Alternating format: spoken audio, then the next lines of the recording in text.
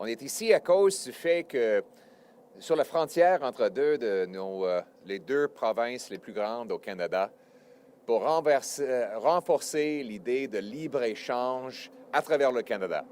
Une vision, un rêve de nos fondateurs. En 1867, notre Constitution, l'article 121 de notre Constitution, a garanti à chaque Canadien le droit de transporter tous les produits canadiens à travers les frontières interprovinciales. Donc, cette rêve visait à renforcer notre indépendance face aux États-Unis, de permettre les Canadiens de faire le commerce l'un l'autre sans interruption des provinces pour permettre de vendre des choses, d'acheter des choses canadiennes ici dans notre pays. Et c'est notre vision comme conservateurs. Nous voulons que le pays soit abordable chez nous, sécuritaire chez nous et maître chez nous, face aux Américains et face à tous les autres pays. Malheureusement, après 10 ans des libéraux, tout coûte plus cher. Les obstacles bureaucratiques empêchent la construction de logements, la production de nos ressources. Nous avons eu la pire économie depuis 10 ans dans le G7, les pires coûts de logement dans le G7, le pire endettement familial dans le G7. La dette est doublée, le coût de la vie est hors de contrôle et on a 2,2 millions de Canadiens qui doivent aller aux banques alimentaires. Pire encore, le Canada est plus dépendant que jamais sur les Américains. M. Carney a promis qu'elle allait être différente que tous les autres libéraux. Mais c'était juste une illusion. Il a promis d'avoir la meilleure économie dans le G7. Maintenant, nous sommes la seule économie du G7 qui est en déclin. Il a promis des épiceries abordables. Et maintenant, le taux d'inflation alimentaire a doublé depuis 1 an et on a le pire augmentation de coûts d'épicerie parmi tous les pays du G7. Il a promis de doubler le nombre de logements bâtis et c'est en chute de 15 %. Il a promis qu'on allait bâtir beaucoup plus rapidement. Il n'a pas approuvé une seule pipeline et son nouveau bureau de projets majeurs n'a approuvé aucun projet. En conséquence, les Canadiens paient plus pour moins et notre économie est plus dépendante que jamais. Il a aussi promis un libre-échange entre les provinces avant le 1er juillet 2025.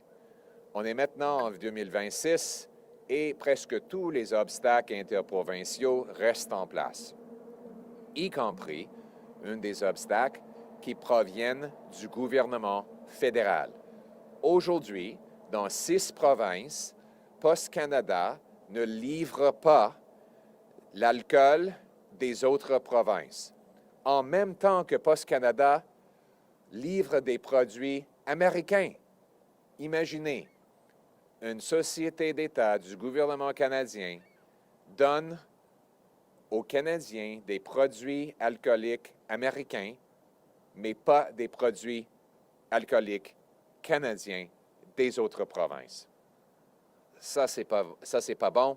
Ça empêche la croissance de nos industries et surtout à Niagara, dans l'Okanagan et d'autres régions, des petites entreprises. Est-ce que c'est possible d'acheter ces produits aux sociétés d'État provinciales comme le LCBO en Ontario? Peut-être, mais ça prend des lobbyistes, des avocats, des agents de vente et les petites entreprises qui produisent le vin, le whisky, la bière n'ont pas les moyens pour se battre contre les grandes multinationales pour pouvoir vendre aux magasins des gouvernements. C'est pour ça que nous voulons permettre à chaque Canadien d'acheter des produits alcooliques par Post Canada pour pouvoir avoir le joie des boissons, des alcools qui proviennent de notre propre monde, pour créer des emplois, pour réduire le coût de la vie. C'est comme ça que l'une des petites étapes que nous prenons aujourd'hui afin de libérer notre économie et de devenir plus fort. Ça s'ajoute aux autres propositions que nous avons faites, comme la libération de nos ressources naturelles, l'élimination des taxes sur l'essence et sur les énergies industrielles, l'approbation des grands projets de ressources naturelles pour exporter nos gaz et notre pétrole outre-mer, et j'en passe. Tout cela pour rendre le Canada un pays qui est abordable chez nous, sécuritaire chez nous et maître chez nous. Merci beaucoup tout le monde. Thank you very much for coming today. I'll be offering a drink to the journalists depending on the quality of their journalism today. So the headlines will dictate whether you get any of this beautiful Canadian wine or gin. As for me, my staff has told me I'm not allowed to drink any of this until after question period. They are no fun at all. But what is fun is free trade between our Canadian provinces. Let me quote to you Section 121 of the British North American Act, our founding constitutional document. It says, all articles of growth, produce, manufacture of any one of the provinces shall, from and after the Union, be admitted free into each of the other provinces. Again, free into each of the other provinces. That was the dream of our founding fathers, a gigantic free enterprise economy where Canadian consumers could buy from Canadian businesses who hire Canadian workers. The free and voluntary exchange of work for wages, product for payment, and investment for interest was supposed to go across these borders between Quebec and Ontario, from east to west, north to south. Canadians were meant to have the freedom to trade across the land because our founding fathers understood that if we were going to be able to defend our sovereignty against a growing American power, it would mean that we would have to do commerce with each other. But ironically, today, there are more barriers to trading between Canadian provinces than there are trading with the United States or other countries. The effective tariff rate on Canadian interprovincial trade is actually higher than the tariffs that exist between Canada and the United States of America. And so we continue to become more and more dependent on the United States and pay higher and higher prices for products that we make right here at home. Conservatives have as our mission to make Canada affordable at home, safe at home, and strong at home so that we can be unbreakable abroad. After 11 years of Liberal government, we are the opposite of that. Canada is more dangerous, more expensive, and more dependent than ever before. The cost of housing is the worst in the G7. We have the highest household debt in the G7. And of course, we have 2.2 million more people, 2.2 million people lined up at food banks across this country because food prices are too high for our people. One of the reasons is because our governments block us from buying and selling freely. Now, Mark Carney promised that after 10 years of Liberals, he was going to be different, but it was all an illusion. He promised the fastest growing economy in the G7. He gave us the only shrinking economy in the G7. He promised affordable food. Food prices are rising twice as fast today as when he took office, and we have the worst food price inflation in the G7, proving it's not global factors. If it were, then we would not have the worst. Those other countries have food inflation, issues with global economy as well. He promised to double home building. His own housing agency says home building is dropping. He promised to build, baby, build. And yet, a year after a Parliament granted him special powers to approve projects, he has not used those powers even once, not for one project. He has not approved a single new pipeline or removed a single Trudeau-era anti-development law. He's bringing in new fuel taxes, industrial carbon taxes, and higher prices at the pump that drive Canadian jobs out and Canadian prices up. And most of all, he promised free trade between the provinces by July of last year. Here we are in 2026, almost a year after the Canada Day promise came and went. And what do we have? More barriers, more blockages on interprovincial trade, including federal barriers. It is currently against the law for Canada Post to deliver Canadian alcohol to Canadian consumers in 6 of 10 provinces. That is a federal law that Mark Carney refuses so far to change. Ironically, Canada Post will deliver you American alcohol, but they won't deliver you Canadian alcohol in 6 of 10 provinces. It is possible that some of these liquors, wines, and beers can make it onto LCBO or other provincial liquor store shelves. However, it's very hard to do so, and it requires a small army of lobbyists, lawyers, consultants, sales representatives to fight with these provincial bureaucracies in order to do it. That means that the big multinationals get the shelf space, and the small upstarts who provide dynamic, new products at better prices with new flavors have a harder time breaking into the market. Let us open up the free market so that Canadian entrepreneurs can sell the best wines, spirits, and beers to other Canadians. Right, and that is why I'm very pleased to introduce Dan Elbis, who has been Canada's single biggest champion of free trade between free people in this free country of ours, whose mission is to make Canada affordable at home, safe at home, and strong at home so that we can be unbreakable abroad. I think all of us would drink to that. Great. Well, good morning, everyone, and thank you, Pierre. Producers in my riding want the opportunity to be able to sell right across this great country. And right now, only 4 out of 10 provinces allow for that. BC, Saskatchewan, Manitoba, and Nova Scotia. Now, there's a great opportunity for these small producers. They often can't produce enough to be able to sell to a large liquor monopoly like the LCBO. But again, what they can't sell at their farm gate, they could leverage technology. We all know how easy it is to order something over using a smartphone or even picking up the phone and calling someone. But you wouldn't believe how many people, when they go to places like Mission Hill or Lightning Rock Winery in Summerland, and ask to see if they could send some of the product home to their loved ones because they've fallen in love with a particular vintage. And you know what? It breaks the heart of people like Ron Kubek when he says, I'm sorry, I'm not allowed to ship to places like Ontario or Quebec. So Bill C-262 is the answer to this. I've been pushing to try and get rid of these trade barriers for a long time, gotten 4 provinces.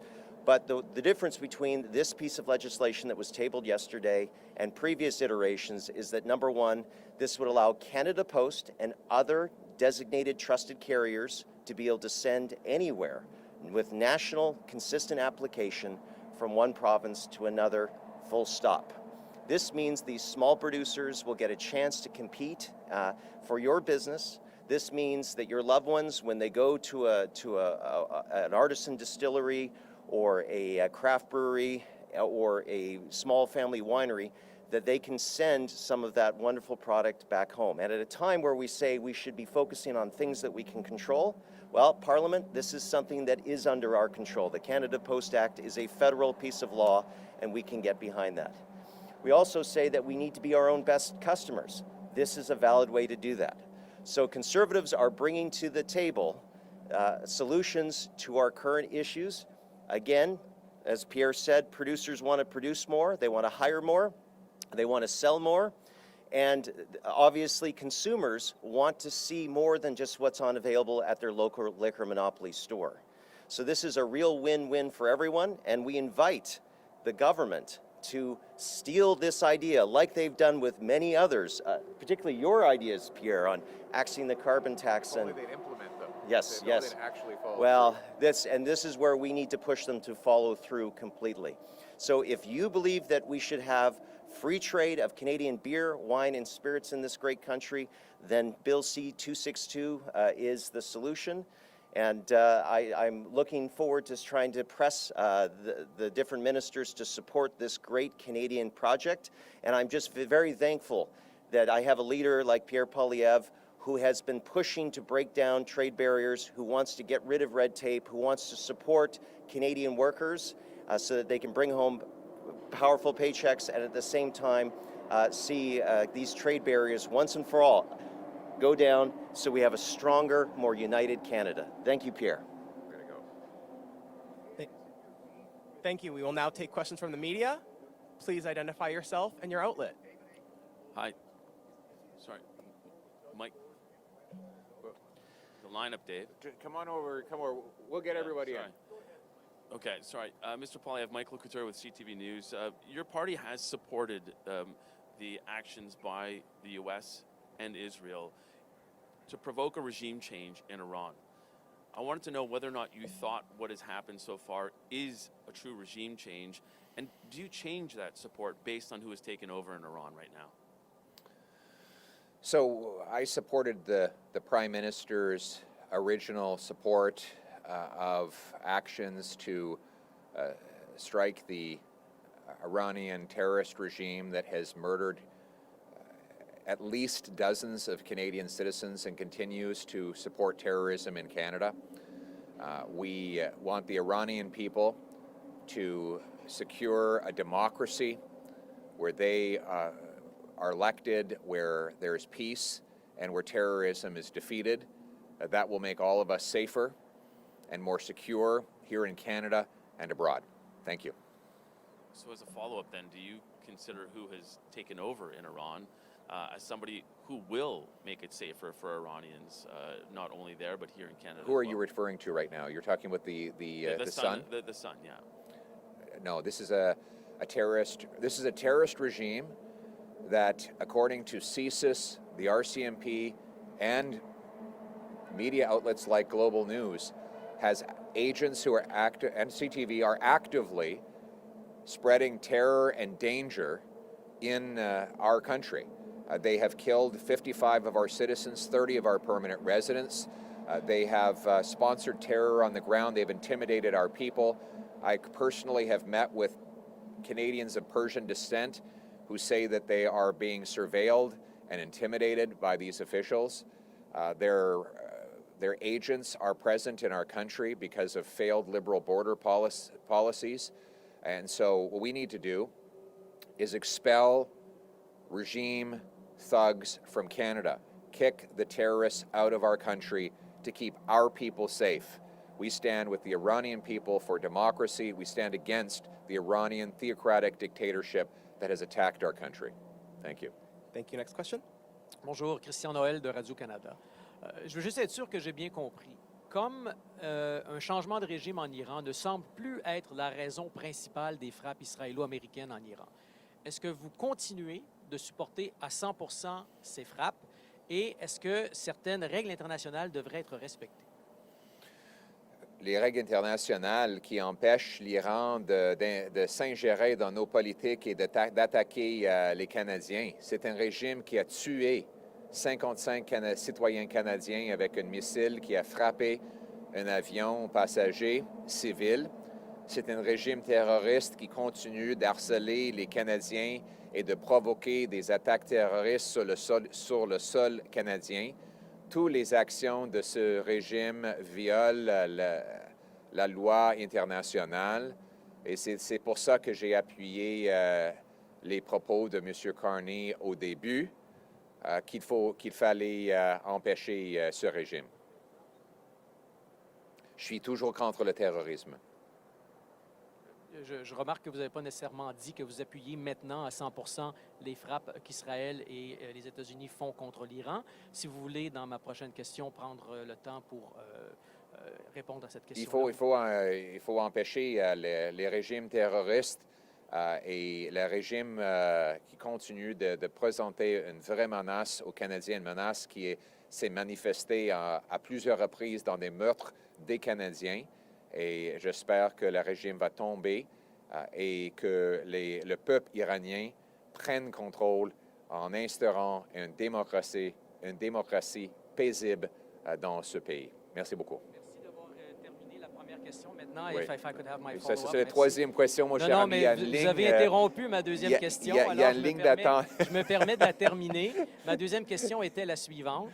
Est-ce que vous appuieriez l'envoi de troupes canadiennes au Moyen-Orient ou en Iran pour jouer un rôle offensif? Il n'y a aucune proposition pour ça. Donc, je ne vais pas appuyer une proposition que je n'ai même pas vue. Donc, si M. Carney a reçu une telle proposition, il devrait partager ça avec les Canadiens. Évidemment, je ne vais jamais me prononcer en faveur d'envoyer des troupes sans une proposition, et j'ai rien vu. say that in English for me, please, sir? Sorry. Can you say that in English for me, the question you just asked in French? So we're not aware of any proposal to send Canadian troops, so we're not able to support a proposal we haven't seen. Thank you. Sir, what would a Liberal majority government mean for your leadership? Well, I can tell you what it would mean for Canadians. It would mean higher food prices, higher taxes, a ballooning deficit, which Mr. Carney has already doubled. It would mean that he could continue to block resource projects and give us the only shrinking economy in the G7. It would mean that we Canadians would pay more to get less, and that there would be more Liberal power with even less accountability. Thank you.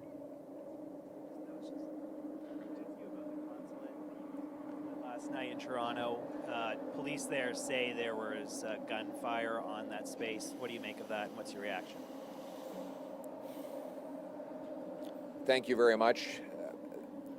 Conservatives condemn unequivocally the gun attack on the American consulate. This is unacceptable. It is unacceptable to use political violence of any kind, and we're pleased that thus far there are no reports of anyone being injured, but I'm increasingly concerned with how dangerous Canada has become after 10 years of Liberal government. Look, there was a war in Iraq, there were wars in Syria, in Lebanon, across the Middle East for decades. Those wars never spilled over onto our streets, never. We had protests, we had debate, we did not have violence. But 10 years of Liberal immigration, weak Liberal borders, catch and release Liberal crime policies, and divisive Liberal governance has led to that violence spilling onto our streets. And we now have synagogues that are being shot. We have Jewish places of worship and community centers firebombed, children's schools having bullets fly through the window in the middle of the night. This is not the Canada that we knew and the Canada that we want. We want a country that is safe and secure, and we need the government to crack down on this political violence, to identify anyone visiting this country that is not a citizen or a permanent resident who's engaging in it, and immediately have them referred for charges, for criminal penalty, and ultimately deportation. And we need to bring security at our borders. So never again do we allow terrorists and terror agents like members of the IRGC to bring their hatred and their violence to our streets. Les conservateurs condamnent sans équivoque, les conservateurs condamnent la violence faite au consulat américain. C'est inacceptable. La violence politique n'est pas permise ici au Canada. Je m'inquiète que la violence politique devienne de plus en plus normale au Canada. Il y a toujours eu des guerres en Moyen-Orient, mais ces guerres ne causaient pas de violence sur le terre canadien avant les 10 dernières années des libéraux. Mais à cause d'une politique libérale sur l'immigration, la loi et l'ordre et la malgestion de nos agents sécuritaires, maintenant on voit des attaques terroristes contre les synagogues, des organismes juifs et maintenant le consulat américain. C'est inacceptable. Il faut qu'on serre la vis contre les terroristes, qu'on porte des accusations criminelles pour les mettre en prison. Et il faut expulser des gens qui visitent ici au Canada qui ne sont pas nos citoyens, mais qui participent dans le terrorisme au Canada. Il faut que le Canada soit sécuritaire chez nous et maître chez nous. Thank you. Next question. Good morning, Mr. Poilievre. Stephanie Taylor, The National Post. Countries, including Canada, are looking at what Australia has done in terms of banning social media for children of a certain age. I want to know your position. Do you think Canadian youth should be able to have access to social media in this country? Thank you for your question. We're taking a careful look at it right now as a father whose kids are just getting to that age where they are starting to have more and more online access. I worry about the content that they will interact with. We're working hard to limit screen time, and to counter the addictive powers of online content that we see even with our little 4-year-old. So it's something that our caucus is carefully studying right now. And as we get the proper information, we'll be taking the right position. I'm sorry we don't have a direct answer right now, but we're trying to study to get the right answer. We have time for one final question. I think we could take them all now. You could take all the questions, I think, right? Sorry, I can't hear you. Could you take 2 more questions? Is that Sure. fine? Cool, great. The Musqueam Rights Recognition Agreement, I think some of your MPs, including maybe Mr. Albus, have been pretty outspoken against this. I'm trying to understand your position on this because the government and the First Nation have both said that this is a rights recognition agreement that doesn't have anything to do with private property. So what's the issue? So the Conservatives believe in private property rights. We are determined to protect property of legitimate Canadians who bought their homes under good faith and expected that their homes would be secure. And we think the Liberals failed to make the proper arguments before the court several years ago when the federal Attorney General decided to remove arguments that specifically defended the importance of fee simple property above all other claims. And in making that decision, they didn't defend property owners, and now a lot of British Columbians are concerned that their title might be in jeopardy. And it's up to the government now to show that they are taking every step to ensure private property is protected, that people's homes will always be theirs, and not only that their homes will be theirs, but they will be able to sell and buy homes into the future without any risk to the title of legitimate owners. Thank you. CBC and SRC have signed an agreement with Amazon Prime to be broadcasting Newsnet and RTE. I'm curious if you think that fits within the public broadcaster's mandate and what your thoughts are. I haven't had a chance to study that, so I don't have a response right now. Thank you so much. That's all the time we have for questions. Let Thank you. David One last come question. in. Come on, David. Thank you very much for taking our questions, honest to God. And I do have a question about today's announcement, and I wouldn't mind hearing from Dan as well. Sure.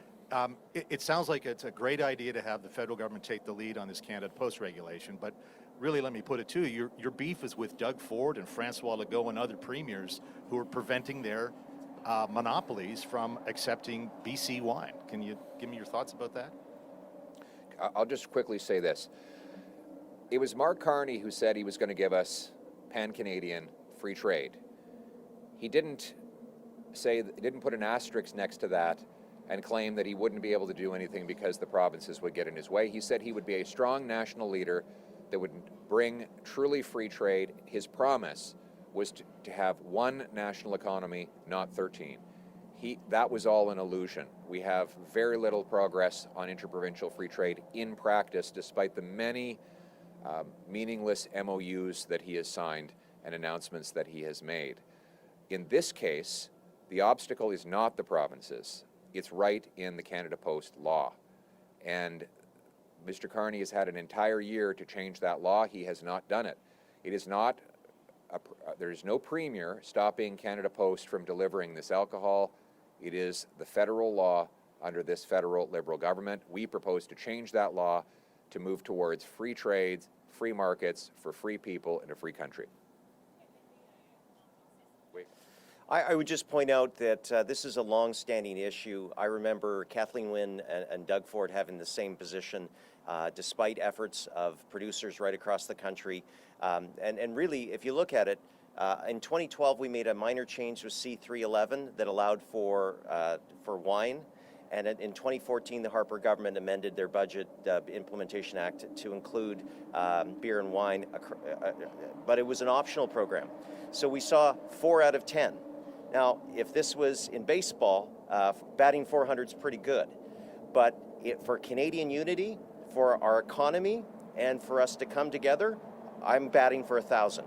So this particular change in C262, it's important to my riding, it's important to my residents. but it's also important to this country and to our collective prosperity. So this is where the federal law did exist and should exist that give a national application that we're all in this together. Free the beer. Juste en français, c'est M. Carney qui avait promis d'avoir un libre-échange entre les provinces, d'avoir une économie au lieu de 13. Il n'a pas livré. C'était une illusion. Dans ce cas d'alcool, ce n'est pas les premiers ministres provinciaux qui sont l'obstacle, c'est la loi fédérale. Une loi fédérale qui s'applique à une agence fédérale Post-Canada. Donc, après un an, M. Carney n'a pas livré. Nous livrons avec un projet de loi qui permettrait aux Canadiens d'avoir, de commander de l'alcool des autres provinces et de le recevoir sans frais pour leurs usages, pour supporter les emplois et des petites et moyennes entreprises. C'est comme ça que nous agissons pour devenir plus abordable chez nous et maître chez nous. Merci beaucoup. Thank you. This All right. concludes today's press conference. Thank you. On that subject? Okay. Yeah, I'll let him have it. So in this, I just don't think we've had a chance to ask you about one of the key policy proposals you made in the Bay Street speech and in Europe was to establish this strategic critical mineral reserve. And the two conditions, it's available for our allies under our lock and key, but only for allies that are not tariffing or putting tariffs on our economy. So I'll connect that dot and say that you're advocating to cut off the United States from Canadian energy and critical minerals unless they get rid of tariffs. And if so, would you advise that would be something that the Carney government should do now ahead of CUSMA negotiations? So to clarify, I'm not proposing to cut the sale of existing energy and minerals as it is done today. Rather, what I'm proposing is to create a strategic energy and mineral reserve, a stockpile that would allow us to accumulate the 10 NATO-defined defense minerals, plus hopefully hundreds of millions of barrels of oil, and that we would sign agreements with allies around the world that in the event that there's a crisis or a shared conflict, that they would be able to access our reserves at market prices on the condition that we have free trade and tariff-free access to their markets. What I hope to do is use this as leverage in order to negotiate the best outcome for CUSMA and to ensure that our partners honor their end of that agreement. What we know, if we want to get a good deal with our friends in the United States of America, is we have to build up leverage to do it. And one leverage point is that we have the energy and the minerals that they need. So let's use that leverage.